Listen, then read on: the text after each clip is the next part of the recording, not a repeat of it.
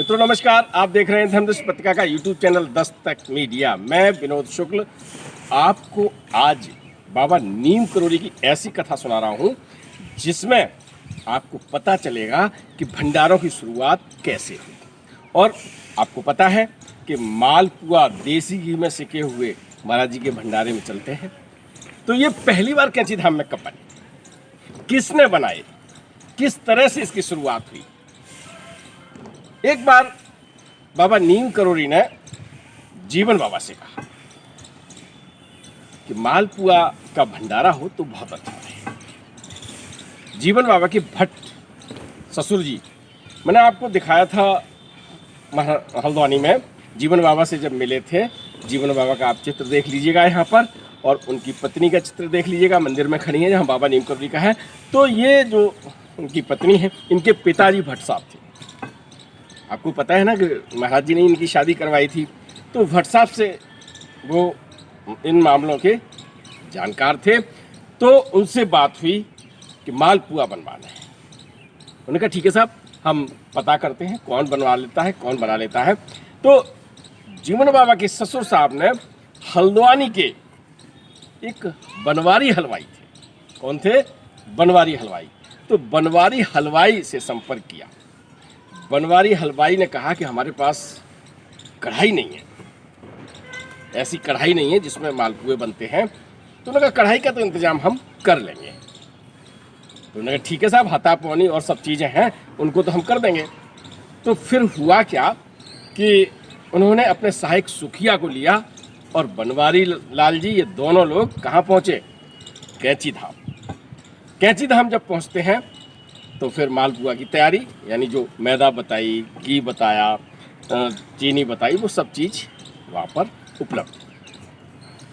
बनवारी लाल और सुखिया ने सब ने मिल के भट्टी बनाई और भट्टी बना के कढ़ाई रख दी और मालपुआ बनने की तैयारी।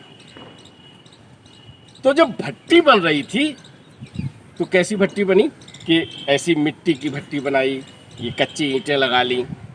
ईंटें लगा के आपने गांव में देखा हुआ ना कि भट्टी बनती हैं और थोड़ा बहुत काम हो। और उन भट्टियों पर यदि ज़्यादा देर तक काम होता है तो उनके लिए अलग से ईंटें आती हैं और अलग से व्यवस्था होती है। वो कैंची धाम में उस समय व्यवस्था नहीं थी।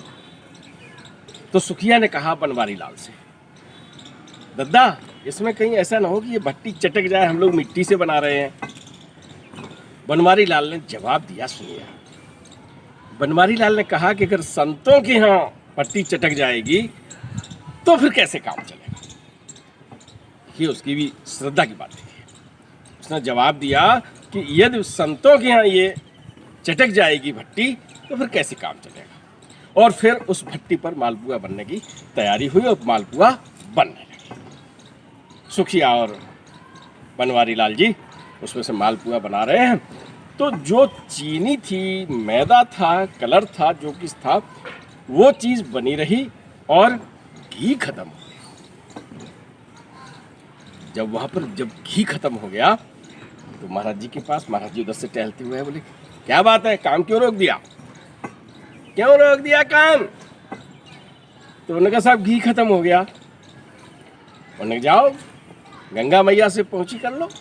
पहुँची समझते ना, पहाड़ी भाषा में पहुँची का मतलब होता है उधार लेना। तो उत्तरी वाहिनी गंगा वहीं बहती हैं कैंची धाम में। सुखिया जाता है, वहाँ से जल लेके आता है।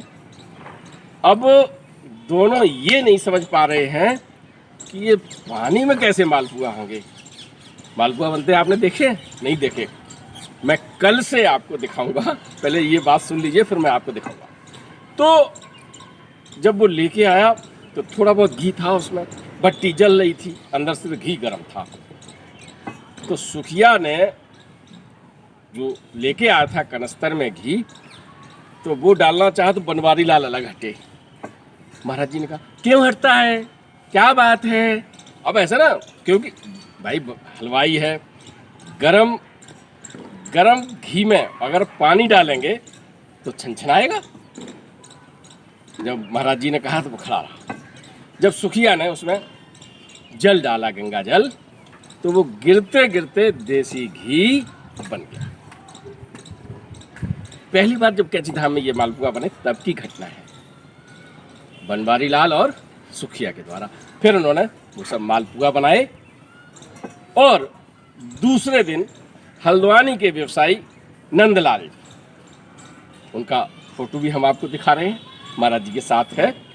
तो उनके यहाँ से देसी घी आता था, देसी घी आया और जितने पीपे उसमें से घी लिया गया था वो उत्तरी वाहिनी गंगा में पहुंची, यानी उधार था वो उसमें डलवा दिया।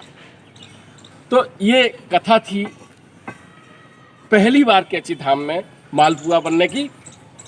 अब कल से आपको एक छोटी सीरीज देखने को मिलेगी, काय पर, भंडारों पर, मालपुआ पर।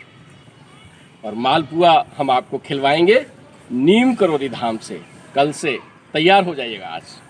तो कल से आपको नीम करोली धाम में जो भंडारा हुआ है हम उसकी रिपोर्टिंग देंगे, शामिल होइएगा।